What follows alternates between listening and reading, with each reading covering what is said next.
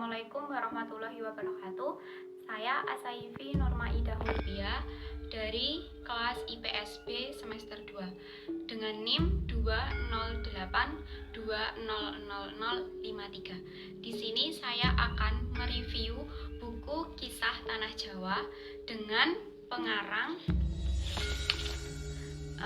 Mada Jidan atau Mbah KJ dan Benventure de Quinta. Ini saya akan sedikit mereview secara ringkas buku Kisah Tanah Jawa. Yang pertama yaitu Napas Tiang Pancang. Di dalam Napas Tiang Pancang terdapat Jogja Tugu, misteri di balik stasiun Tugu, Manopang Laju Genderang, terowongan Lambegan, membebas siksa lepas, misteri jembatan Cirahong, mengenal akal biadab, dan embrio tonggak keabadian. Salah satu bangunan yang diceritakan ada jembatan kereta api Sungai Serayu yang diyakini telah ditanam satu grup lengger atau tayog di salah satu pilarnya. Di sini diceritakan bagaimana grup lengger asal Banyumas itu diundang oleh centang suruhan pihak Sastro Purwegan dengan dalih untuk keselamatan dan menghibur para pekerja proyek. Terdapat juga di dalam setiap pembangunan selalu ada yang dikorbankan. Kemistisan yang bisa dilakukan oleh pekerja tiang pancang atau pegawai kontraktor bangunan yang biasa memberikan tumbal. Kebiadaban segelintir manusia yang telah teganya mengorbankan manusia lain yang tidak mempunyai kesalahan apapun sebagai tumbal agar pembangunan jembatan bisa berjalan lancar tanpa adanya gangguan dari makhluk gaib. Jadi kesimpulannya dari Napas Tiang Pancang itu menceritakan beberapa kisah misteri yang berkaitan dengan tumbal untuk bangunan-bangunan yang sampai kini masih ada. Yang kedua yaitu penyedap komposisi dosa. Dalam bab ini dibahas segala hal tentang kekuatan magis untuk membuat nikmat sebuah masakan yang dijual. Bisa disebut dengan penglaris. Banyak cerita mengejutkan di bab ini kerap kali juga terjadi di tengah-tengah masyarakat Jawa. Dari penyedap komposisi dosa terdapat kisah singgah penuh goda, kafan sumber kenikmatan, penyeduh aib candu, kemudian merendam nikmatnya hina, dan kaya ditahan rayap.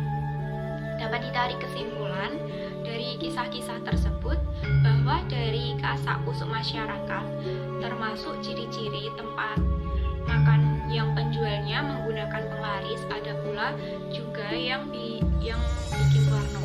Karena ternyata kadang penglaris itu menggunakan barang yang secara fisik sangat menjijikan, seperti mengenai pemanfaatan penyakit kulit pada seseorang, khususnya penyakit kulit pada bagian kaki, di mana seseorang yang mengalami sakit kulit dengan dalih akan dirawat sampai sembuh.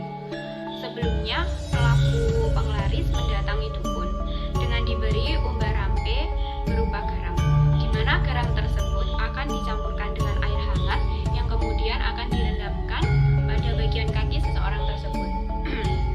Kemudian, rendaman air tersebut digunakan untuk merendam kaki di penderita penyakit. Setelah itu, air rendaman tersebut akan dicampur pada kuah berbagai penglaris makanan yang dijual oleh pelaku penglaris tersebut. Penglaris ini dinamakan penglaris air keruh. Selain menglariskan dengan dagangan sendiri, pelaku penglaris tersebut ternyata juga ada pula menggunakan jasa untuk membuat warung lain sepi pengunjung. Warung yang kenyataannya buka tetapi seperti terlihat tertutup. Yang ketiga adalah harta berjuang petaka.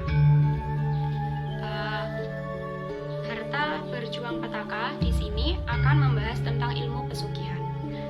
Sedangkan di bab 2 tadi penyebab komposisi dosa yang menceritakan tentang penglaris. Di dalam harta berjuang petaka, dalam upayanya menjadi sukses dan menjadi kaya raya, tidak sedikit orang menggunakan jalan pintas dengan meminta kepada makhluk gaib. Ini yang kemudian kita dikenal dengan sebagai pesugihan. Bab ini mengulas cukup rinci tentang sejumlah pesugihan populer macam babi ngepet, Nyi Blorong, Gunung Kawi, dan jembatan setan yang dilakukan masyarakat di Pulau Jawa.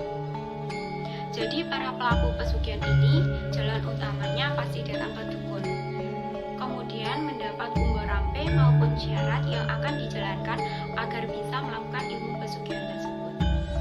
Jadi sebagian besar seseorang yang berada di Pulau Jawa menggunakan ilmu pesugihan yang secara instan. Selanjutnya yaitu yang keempat, merapal kata terlarang. Merapal kata terlarang ini pada dasarnya setiap ucapan adalah mantra, termasuk doa.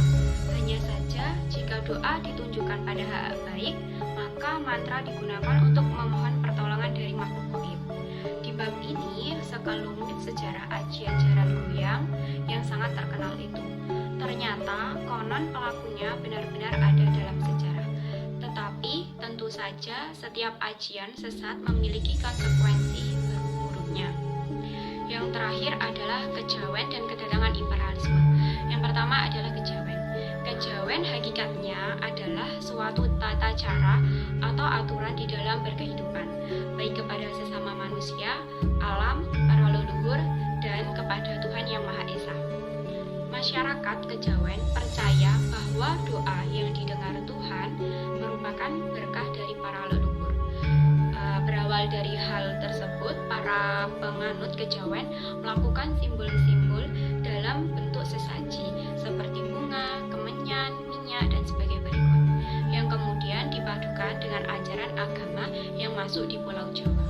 Terdapat juga yang namanya sesaji, yang merupakan sebuah penghormatan berupa filosofi sejarah bunga seperti bunga kantil yang dimaknai sebagai pengingat bahwa untuk menggapai sesuatu tidak cukup dengan berdoa saja, melainkan harus dengan tindakan nyata. Selain itu, juga terdapat sandang pangan papan yang merupakan makanan, pakaian, dan tempat tinggal sebagai kebutuhan primer. Pakaian Jawa dengan makna kebajikan yang melambangkan keharmonisan berkaitan aktivitas sehari-hari, dan juga terdapat bangunan joglo yang merupakan bangunan asli masyarakat Jawa. Yang terakhir adalah kedatangan imperialisme. Ternyata para penjajah itu juga mempunyai hubungan erat dengan ilmu hitam dan hal-hal mistis.